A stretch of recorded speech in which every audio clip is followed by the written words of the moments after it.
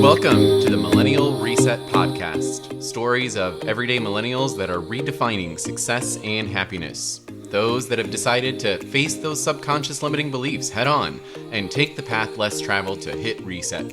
Stories that inspire you to take the leap to pursue the passions, dreams, and goals of your inner child and not the expectations of society. If you're new here, welcome. You found your people. I'm your host, Peter Goose, burnt out millennial turned human design and mindset coach, and it's now my mission to create a space to have the conversations out loud around millennial burnout and mindset and inspire and empower my fellow millennial besties to decondition from the programs that keep so many of us stuck and rediscover your most authentic identity, or in other words, the Millennial Reset. And I'm so glad you're here. Hey besties, welcome to another episode of the Millennial Reset podcast. So I know a lot of us millennials have, from a young age, been pressured by our parents and by society to choose this certain career path or this job that was going to ensure our success and happiness. And I think where a lot of us are today in our 30s and even 40s is realizing that, oh shit, I was programmed for my career path. It wasn't really something that I necessarily chose. And I know for me, and my guest today is Lisa is going to share her story as well of getting to that point of realizing that, you know what, that's not actually what I want to do.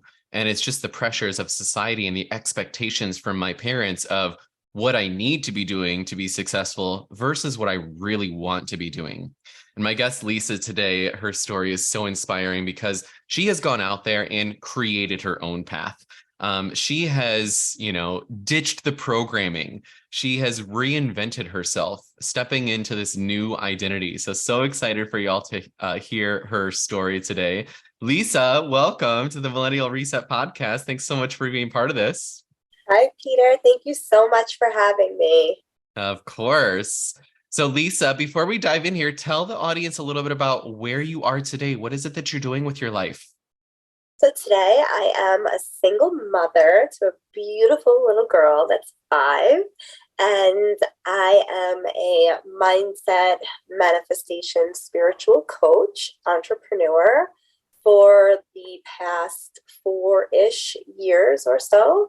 And I've built a business for myself online doing so, and I'm living happy and free. How good does it feel? Oh, so good. So good. Yeah. It only took me 38 years. Yeah, no big deal. Lisa and I were talking earlier, like our stories are so similar. We could probably talk for hours about our journeys. But Lisa, going back in time to kind of the start of your career, and what's so interesting about your journey is that it started for you even in high school. So tell the audience a little bit about like what started your career path, your before path, even at 16 years old. So yeah, at 16, I was a pretty quote bad kid in high school, and I later learned that it was really just undiagnosed ADHD, like a million other people have realized. So I decided, you know what, this is not for me. I'm out of here. I want to make my own money. I want to be successful, and I want to do all of the things and have all of the dreams that I imagined I would have come true right then and there. So at 16, I dropped out of high school and I went to Manhattan to a law firm and applied for my first job as a secretary. And I lied to them and made fake paperwork and everything. They believed I was 19. Wow. And I was there for a few years. And from there, I continued going to other law firms, working in Brooklyn, Manhattan, different corporate types of jobs. And then from there, I would go on to have second and third jobs, waitressing, bartending, and just making as much money as I could possibly make to fill a void. Yeah. And we talked a little bit about this earlier too, but share it with the audience too, of like that narrative that was going on in the back of your mind during all that time of like, the pressure and the expectations from your parents and society of like what success and happiness meant for you. Tell the audience a little bit about like what were some of those narratives that you were telling yourself at that point in time, at least, of like what it was going to take for you to achieve that quote unquote success and happiness. Right. So, in my heart, I always knew that I wanted to do something different, something Yeah. big. I'm a creative, that's in my soul. I wanted to be an artist or a therapist, something. And, to my family, especially my dad, who was a Marine and, very, very, very stern. And it's like, you have to do this, this, this, this, and this. And if you don't, then you're not successful. And Mm, I was like, okay, so I already felt like a disappointment dropping out of high school. But if I work really hard and I make a lot of money, that makes my dad really happy and proud of me. So let me keep doing that because then I feel accepted and I feel really loved. And then I make my family proud and hmm. so on and so forth. All of those false narratives that were Yeah. not my own, and I wasn't being authentic to me at all.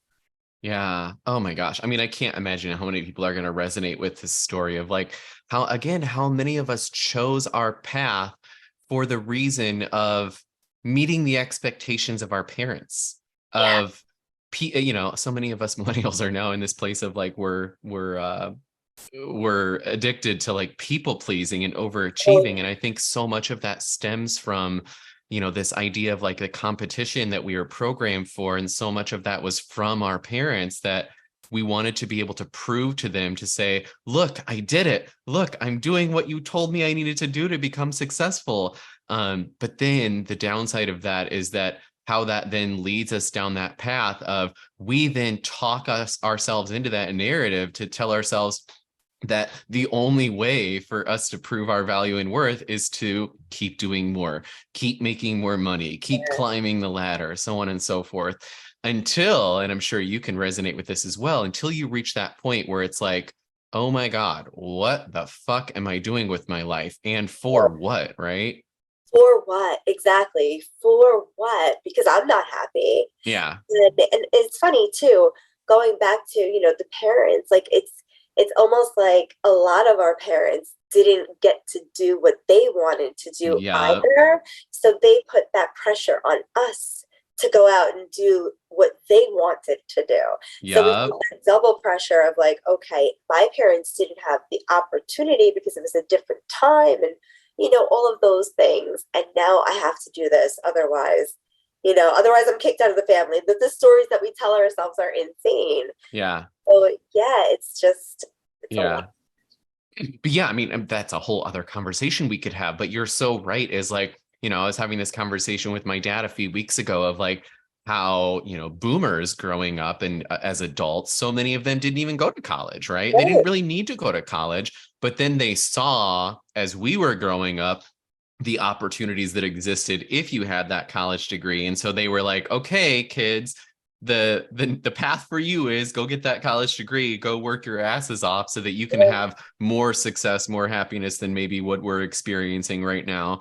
Little did they know how much the world was going to change for us as well over the next few years. But I think that's one of those things that's part of that healing journey as well, of being able to, for me at least, it was a little bit of resentment that I had to let go of because it was so easy to put the blame on parents and society to say, damn you, how, I'm so upset that you raised me with this in this way or programmed me in this way. Well, in reality, they were just doing the best that they knew at that time with the resources that they had, right?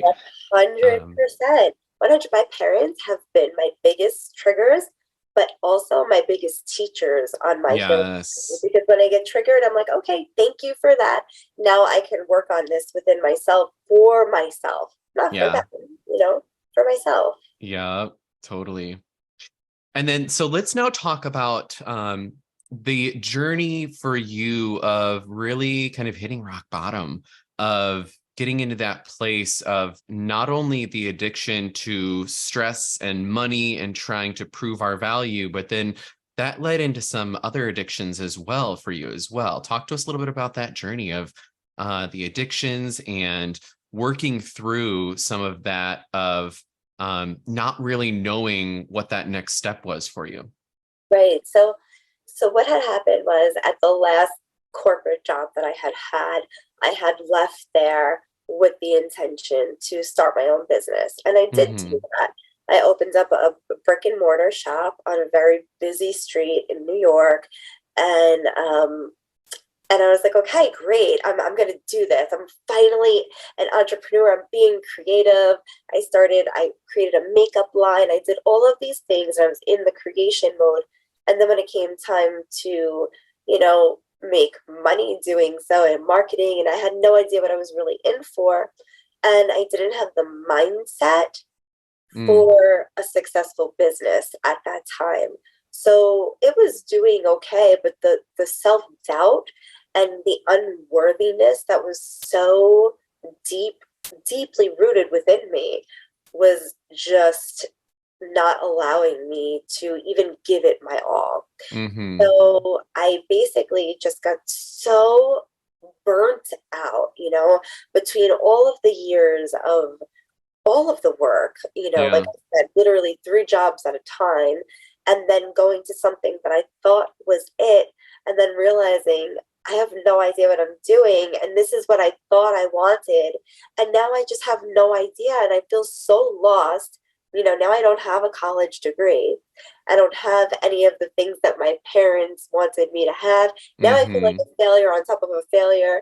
And I basically just threw my hands up and said, you know what? Fuck this. Fuck everybody. And even fuck me. And I became a part of the opioid epidemic. I started taking painkillers. And when I tell you I lost everything, like I stopped paying my bills, I stopped paying for my car. I literally lost everything and had to move back in with my mom at, like 20, 29 years old, something like that. Yeah. So that was interesting. And from there, luckily, there was a light at the end of the tunnel. Yeah, definitely. But yeah, I mean, I think one of the things that I was talking about a few weeks ago on the podcast episode was this whole idea that, again, it kind of goes back to the way that we were raised, is that mental health growing up as millennials was one of those things that we didn't really talk about a whole lot, right? It was like, don't touch that subject. If you have feelings, go, cry it out in your bedroom, shut the door and be by yourself for a while. Yeah, exactly. That's what I was told. Don't you cry. Yeah. And then it's like, we wonder and we look around about how there's all of these people that are in this place of kind of hitting rock bottom with their mental health. And it's like, well, it's no, not mental health matters. Mental health matters. And being able to realize that instead of always trying to shove down all of these problems that we were taught as kids growing up, of just like, don't worry about it, shove it down. And there becomes that point eventually where we shove it down so much that we need something to deal with it. And unfortunately, I think that's where a lot of us turn to, whether it be drugs or some other sort of remedy to be able to help us to find our way out of this like icky spot. Because the bottom line is, well, if I can't talk about my mental health out loud, then how else do I go about solving this issue, right? It's like, that's what gets so many of us, I think, into kind of those dark places. Yeah, it gives you a break from yourself. Yeah. Because of the numbing factor, because you're just so, all in your head and you don't know how to stop it. Yeah. And, it was different then. Like going to a therapist was almost shameful. Just different times. Yeah. Totally. Yeah. It's amazing to me how many people, when we talk about like therapy, it's a trigger for so many of us, right? Because it's like, if we go see a therapist or if we go to therapy, then it means that the narratives that we tell ourselves is that we're weak, that we can't solve it on our own, right? It's all those voices of our parents that tell us, hey, don't talk about your feelings type of thing. But I think the good news is I think a lot of that is changing big time for not only millennials, but also other generations as well. Thank goodness. And then for you, the turnaround moment, correct me if I'm wrong, was the point in time where you discovered that you were pregnant with your daughter. Talk to us a little bit about that turnaround moment of how becoming pregnant with your daughter really changed the narratives for you. Yeah, so as soon as I realized I was pregnant with her, I was already at a place where I was like, this isn't the life for me. Like, I'm not meant to just be a drug addict, you know? Yeah. But I just didn't know how to stop. And then finding out that I was pregnant was like, okay, well, here you go. This is like the answer to your prayers, basically. Mm-hmm. And I knew that I had wanted children always. And I was like, okay, this is it, you know, and I'm going to do the best that I can for this baby. And from that point forward, I did a complete 180, but Yeah. I still had the same mindset. I was just, you know, I had the motivation, I guess, to make those changes. And then pregnancy is just such a wild spiritual awakening, and I knew that, you know, if I didn't change, then I was just going to repeat exactly what my parents did Mm. as a parent myself. So yeah, from that point forward, I was on the path of healing, and Yeah. it took a little while to really find everything that I had wanted or felt that I needed, but I was slowly on the path and finding little ways and therapy and so on and so forth. Mm-hmm. Yeah. Yeah. Yeah. It's amazing how, the surprising life moments like that are the calling to heal, to say, if I'm not going to give this healing to myself for me, then I'm going to do it for somebody else, or I'm going to do it for something else. And it sounds like that was kind of part of your journey as well, as that was, 100%. yeah, exactly. Being able to do the healing so that you can be the best mother as well. Yes. Um, and then what I also love about your story is this whole story of when your daughter was not even a year old, and you went to Vegas for kind of this personal development convention, which was really, it seems to me, like kind of the ignition of everything that's happening today. So tell us a little bit about like what that journey was like and how that spurred you off to where you are today. Okay, so that was wild. So I had on the journey, you know, of being pregnant and having her, I was like, okay, what do I want to do now? You know, and Yeah. I started with a network marketing company, and in the network marketing company, you know, they started talking about mindset a little bit, and I had gotten introduced to the coaching industry, and I saw something about NLP, timeline therapy, hypnotherapy. I literally knew none of what any of it was. I knew Mm-hmm. hypnotherapy, but the other stuff, no clue whatsoever. Yeah. And I called the company and they were like, oh, yeah, we have our next one is in Las Vegas in 2 weeks. It's $5,000. Oh, You have to pay for your flight and your hotel, you know, for the whole 10 days. And I was like, a single mother, mind you, like yeah. didn't have much money. I'm like, okay, I'm in. You know, here's my credit card. Wow. And I flew myself, my not even 1 year old daughter out there, and my mother, so that my mother could watch her while I was in these 10 to 12-hour classes every single day for 10 days straight. And it was Mm-hmm. just a wild immersion of self development and learning about myself. And helping others heal, because that's how the process works in these things. They're doing it to you, you're doing it to them. And the amount of tears within those Yeah. days were just, I mean, those rooms were flooded, but it was Yeah. beautiful and wild and messy. And from that point forward, I was just like, this is it. Like, I felt a fire within me that I had not felt probably since I was a child. Mm-hmm. Yeah, it was Yeah. incredible. I love how you labeled it before. You were talking like it was a soul pull. Yes, Oh, yes, I because love that.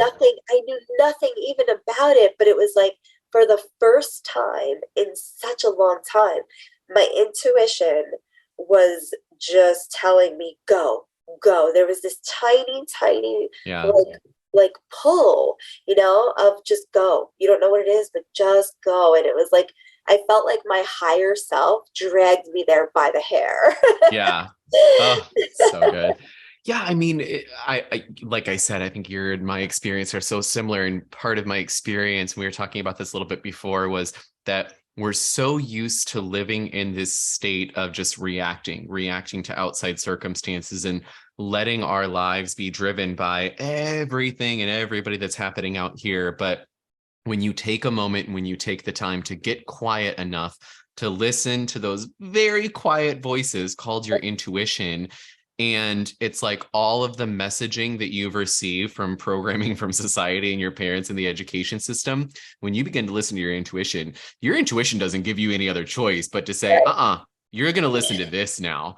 And even if these other people are trying to talk you out of it, I'm going to pull you this way anyways, right? Right, And right. it's like, one, we were talking about this before a little bit too, before we jumped on, is like when you begin to listen to that intuition of how everything else seems to just naturally fall in place for you, as opposed to like when we're trying to prove ourselves or trying to live up to the expectations of others, we're working against a brick wall, right? All the Yes, time versus like just allowing things to be. So let's yes. talk a little bit about that, of like how Oh, yeah. things are different for you now that you're really leaning more into intuition and less on the expectations of others. Right. So, just like you had said, it's a matter of when you're listening to your intuition, you're being authentically you, right? Mm-hmm.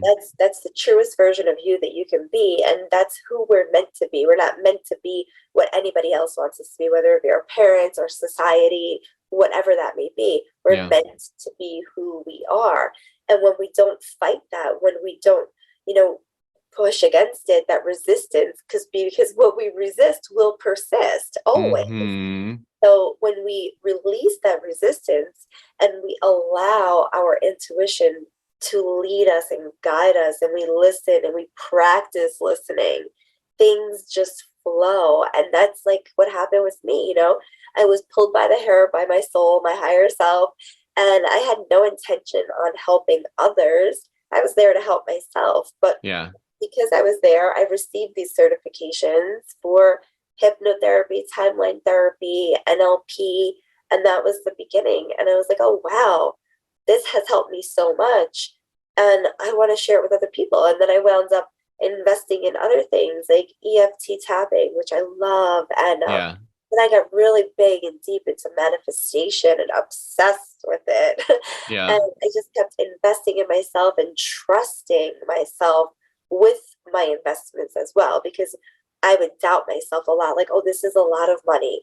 This coach is a lot of money. Am I worth it? Right? Yeah. Am I Exactly. worth it? And if it felt right, I did it.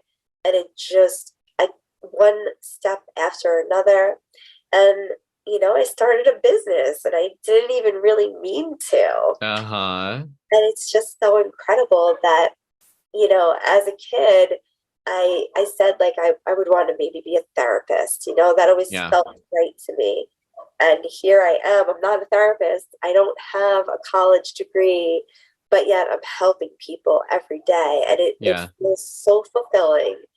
And I don't have a structured business. Like I don't put the things that you would think a normal, like successful business would have into Right. it, Yeah. right? I just flow and things mainly work. Yeah. Sometimes they Mainly. don't, but Right. But that's you all part of know, the journey. Yeah. exactly. Yeah. So it's so exciting. Yeah. I was thinking about this the other day too, of how similar to your story, when I first was, got into this journey of trying to figure out like what the fuck do I want to do with the rest of my life. And of course, I didn't know. I had no idea. I knew I wanted to get into personal development and I knew I wanted to like, make a difference.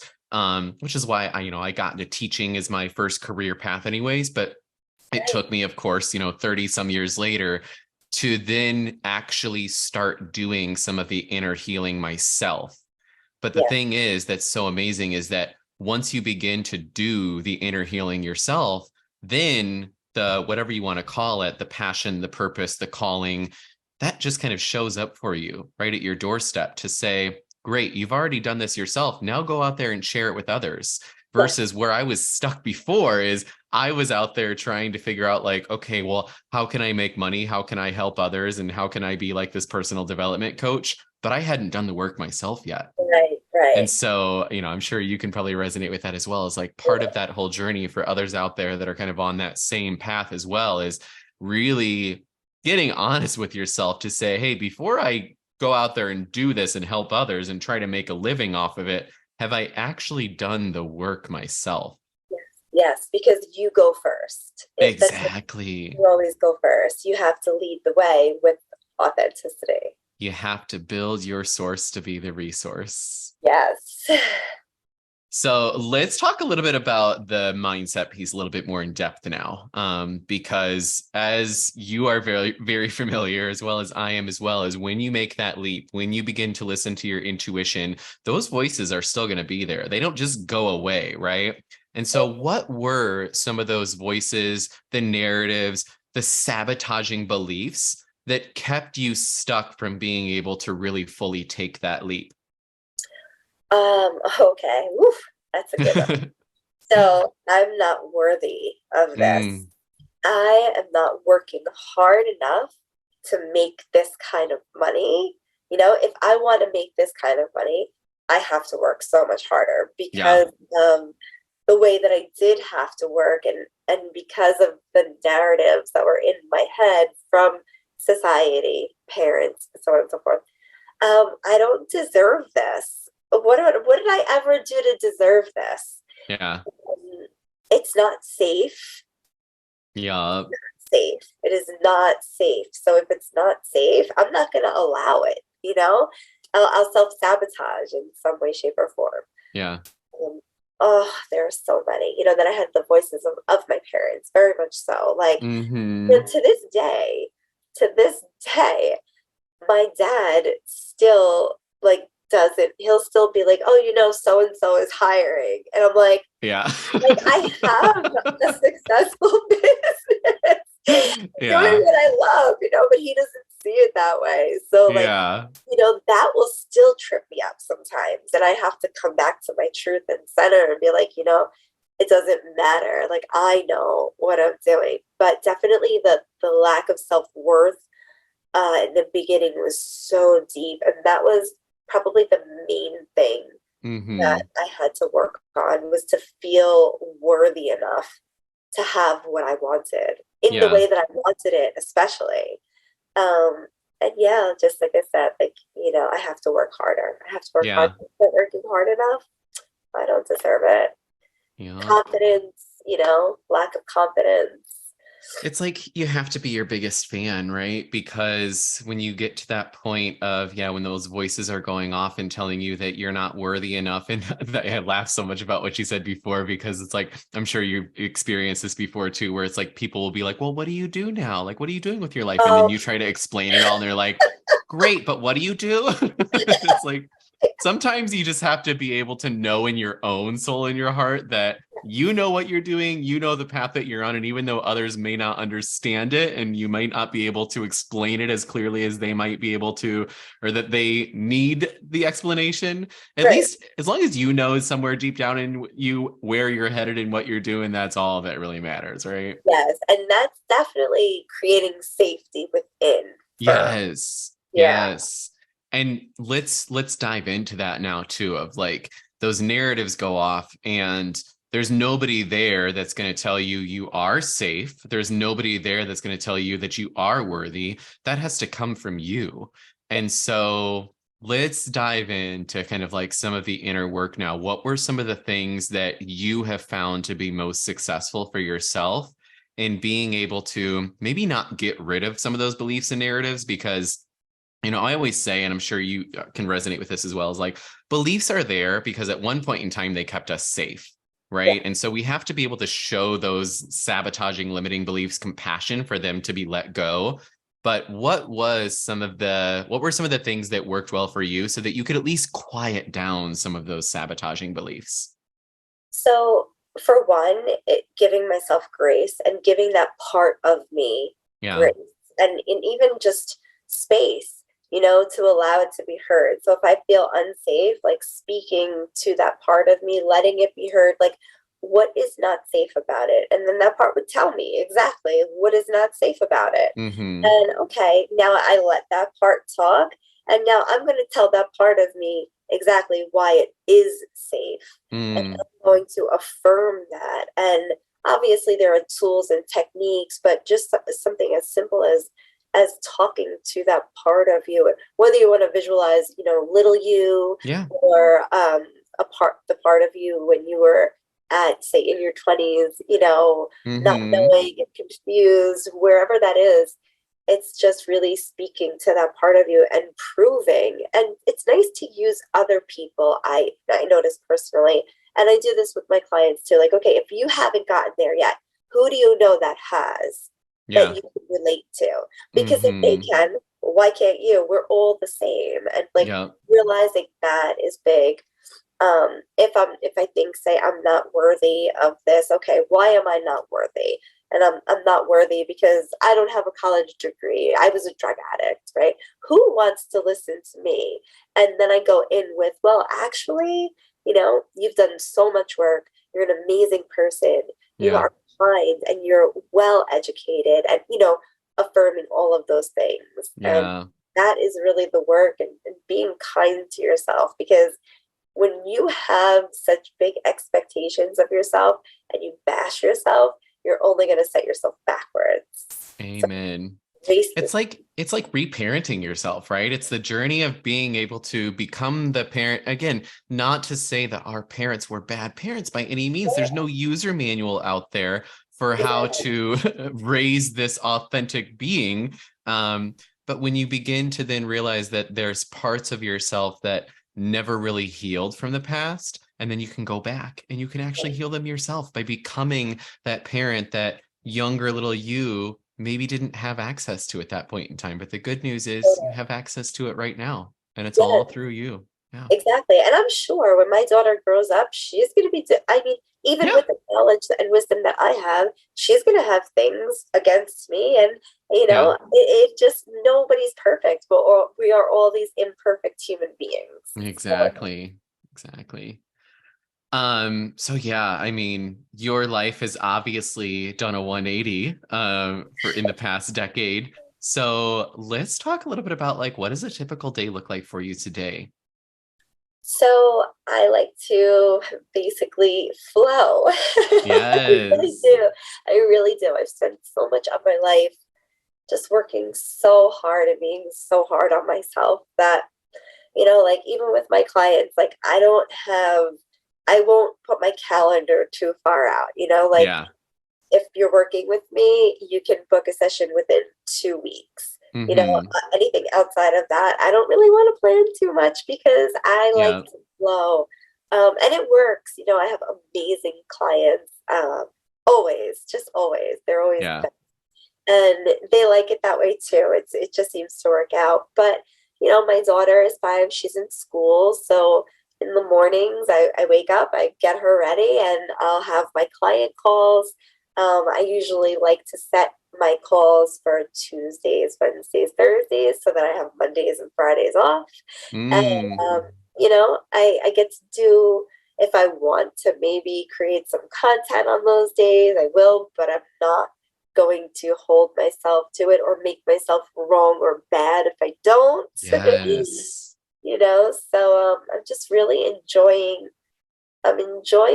being a mother to a little girl, and I know Mm. I'll never get these years back. So that's my top priority. And Yeah. then myself, of course, and keeping myself healthy and happy, and my clients and my family and my friends. And I really truly have a very fulfilling, happy, and easeful life, Yeah. which is so wild to even say that out Mm-hmm. loud. Right. Exactly. And yeah, I mean, and I'll throw this one at you here before we wrap up because, I always say this is in every podcast episode is that the Millennial Reset is all about redefining success and happiness. And I want to know from you today, as opposed to, 10 years ago, how do you define success and happiness today? Oh, in comparison to 10 years ago, Yeah. well, Or just in general. right, yeah, like, so 10 years ago, obviously we know what my narrative of that Yeah. was. Today, I just feel like we are here to live and just be and experience. And money is so not everything. Money is Yeah. so not everything. You know, if you can live a happy, content, full life and really experience life, what even if you don't have the funds, let's say, just to be outside in nature with the people that you love, spending time with the people that you enjoy, and doing the things that you want, and sometimes doing the things that you don't want that you know are good for you, right? Like Yes. those are the things that create the good habits. So it's a good combination, but really just being with the people that bring me joy, doing the things that bring me joy. And I don't care if I'm ever a millionaire or, Right? you know, Yeah. I want to be here. I want to live a long health is wealth, you know, like it's just changed so much. It's wild. Yeah. Yeah. One Healthy. of my favorite, I'm gonna butcher the quote, I'm sure, but like Brene Brown talks about this a lot of like one of the feelings that humans are most afraid to feel is joy, because we always like to beat joy to the punch by saying, okay, well, it's possible that I could experience joy in my life, but what if the next thing is actually bad that happens to me? And so we prepare our brains and our minds and our bodies for this worst case scenario. And that's where money comes into play. And capitalism is like always worrying about, well, I've got my next step has to be something that's going to make me money versus my next step needs to bring me joy. And when you Yes. focus on just how you want to feel and allow yourself to feel those feelings without the fears and the limiting and sabotaging narratives running the show, oh, how life begins to change. Totally. And that's exactly what I mean by just be. You know, Yeah. just be. It doesn't Mm-hmm. have to be all Yeah. of that. You Doesn't know, have to be materialistic. Yeah. right. We don't need to do everything to create a result. Mm-hmm. Oh, so good. Yeah. Well, Lisa, I mean, it goes without saying that I think so many others, especially mothers out there, are going to resonate with your story. So inspirational of where you've come from and what you're doing today. And I know that you also have a resource that we're going to share when we post the episode as well. So tell everybody what they can expect to find with your free resources that we'll share out. Yes, I created a hypnosis for abundance and prosperity to rewire your brain hypnotherapy, and it has binaural beats. I really put all of the bells and whistles in there. It's about 20 minutes long. It's something that I usually only give my private clients, but for you having me here today and for all of your listeners, I would like to provide that for free. Awesome. And Lisa, where can people find you on social media? My main platform is Facebook, Lisa Ruggiero, and yeah, I'm sure there's probably many of me. It's Yeah. probably, you know, that Italian last name. We'll But find you. We'll stalk you down and make sure that all we right. provide that link as well for people that may be interested in working more closely with you. Wonderful. Um, but yeah, we'll be sure to post that with the episode. But Lisa, thank you so much for coming on. I just love your story, not just because of how inspirational it is, but selfishly just how much I resonate with it, because like I said, I think your and I's journey are so similar. So who knows? We may even have to have you back on in a few weeks or months here as a quick update, because I'm sure you're going to continue to grow within Thank this you, journey of yours. thank So, you so much for having me. This of was just course. truly so enjoyable, and I'm so happy to have got to be here with you today. And yeah, definitely look forward to speaking again. Yeah, totally.